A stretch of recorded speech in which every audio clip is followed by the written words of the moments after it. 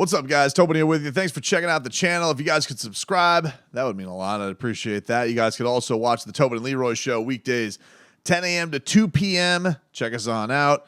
And you guys can watch that on the WQAM YouTube page. So, not surprisingly, a new Tua report has everybody in Dolphins land up in a tizzy. This one came from CBS Sports' Josina Anderson, who basically said, she said that, this was her tweet. She says, "I'm told that multiple people have been made aware within the Dolphins organization that the team will explore all options at quarterback per league source.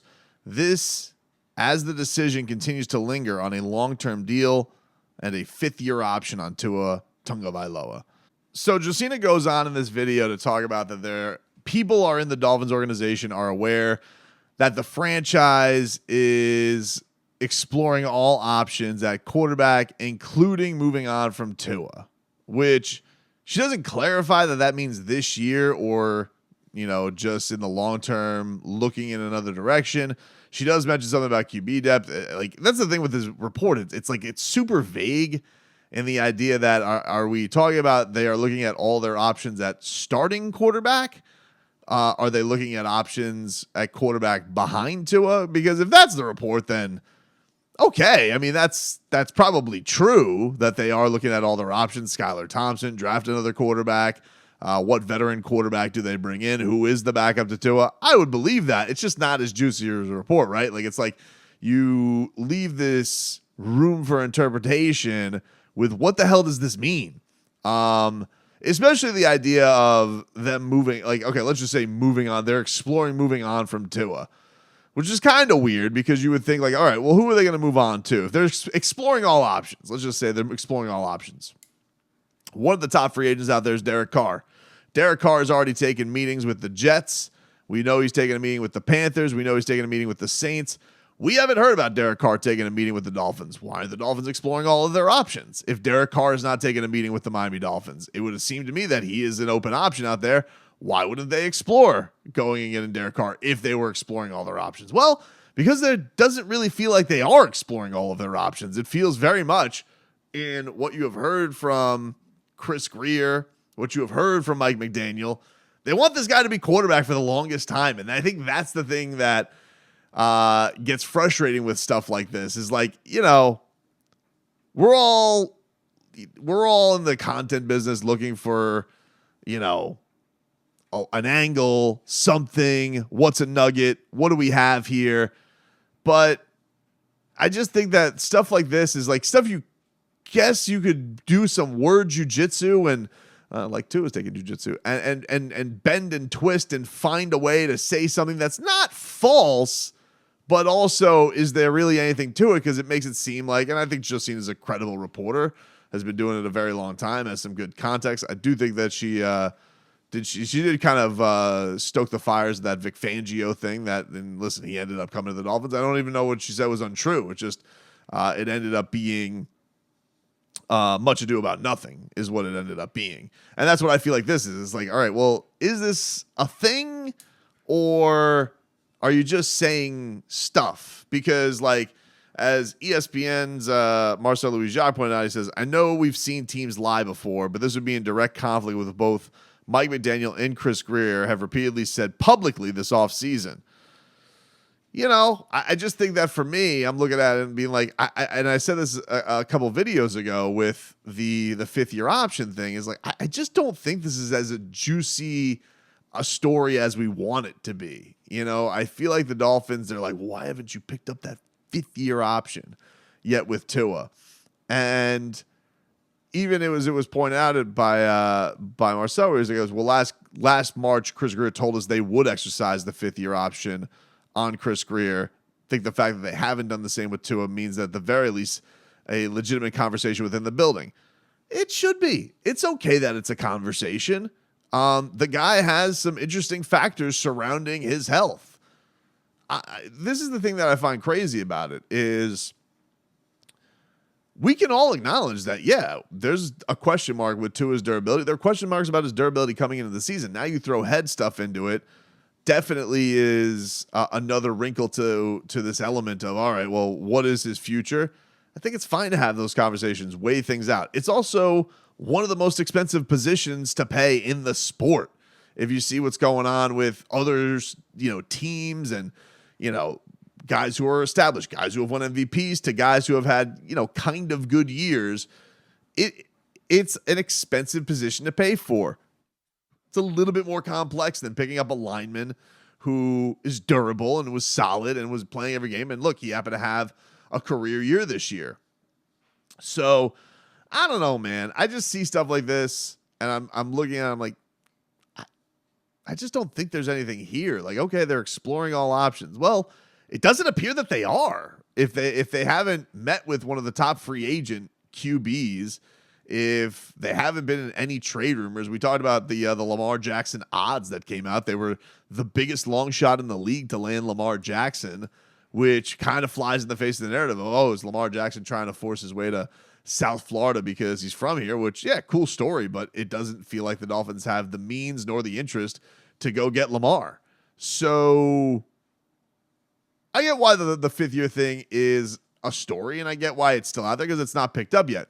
I don't think it's that big a deal because it's not May 1st or 2nd, whatever the hell the date is, for them to pick it up. If it's, May 3rd and they didn't, then I get you. It's a conversation. Look, the Dolphins need to see from Tua this year that he's healthy or they're not going to move on.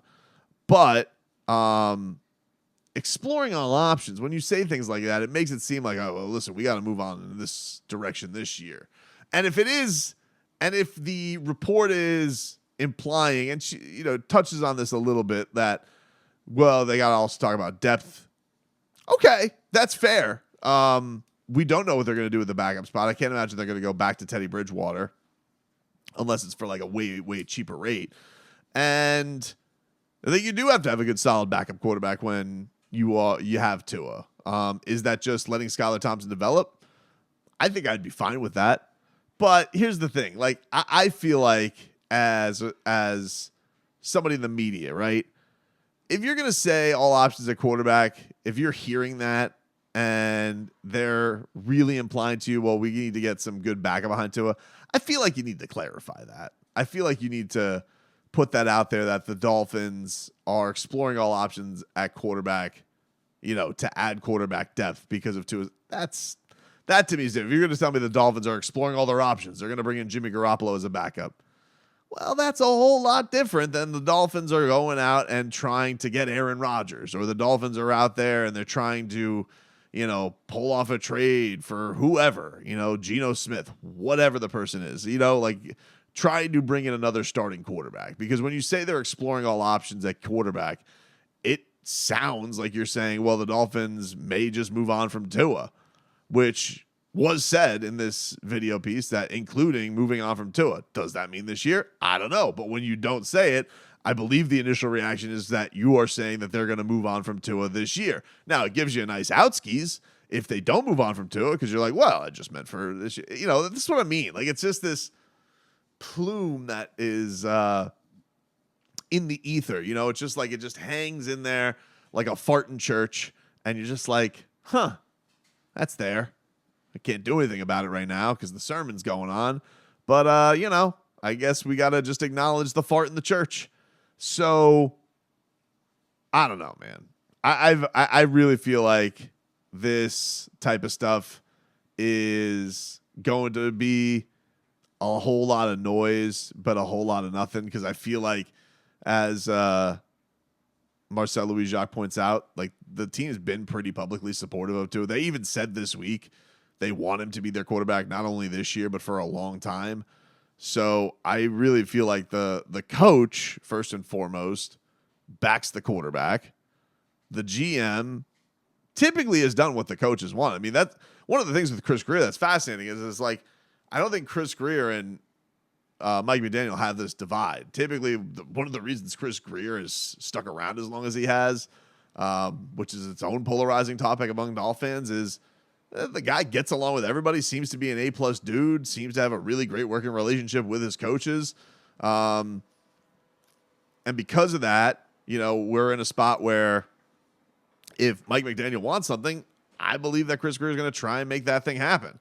Just like he did with Brian Flores trying to get Deshaun Watson, just like he did with Stephen Ross wanted to get Tom Brady. Like, I think Chris Grier tries to go get his people what they want. And I think that Mike McDaniel seems to have an A-plus relationship with his quarterback. Not without its concerns, not without its question marks. Not saying this is a slam dunk, but I feel like to think that the Dolphins, this version of the Dolphins, is lying publicly, I don't know. It just doesn't have the same. I've seen what the Dolphins lying about their quarterback looks like. I've seen Brian Flores do it, and I've seen Chris Grier say nothing. When he comes out this week and he goes, I'm not going to lie and say, no, durability is not a concern, but is it, going to deter us from signing him long-term? No, I think that he bounces back from injuries. And quite frankly, Chris Grier's track record tells you he's not that scared of injuries. He's not. Like, he will always go talent, even if a guy has a banged-up history, a banged-up resume, veteran, rookie, doesn't really matter. Jalen Waddle was signed, had a bad injury coming out of college. Tua was drafted. He had injuries. Austin Jackson had health concerns coming. Like, that doesn't deter the guy. You could debate that philosophy all you want. I'm just saying, like, go off of what the GM's past is. And durability hasn't been this, like, number one deciding factor with Chris Grier. In fact, I'd say it's a pretty low factor for him when it comes to signing all of these guys. So, I don't know. Weird report. I don't really know what to make of it other than shrug my shoulders and be like, that sounded like words, but not a lot of substance.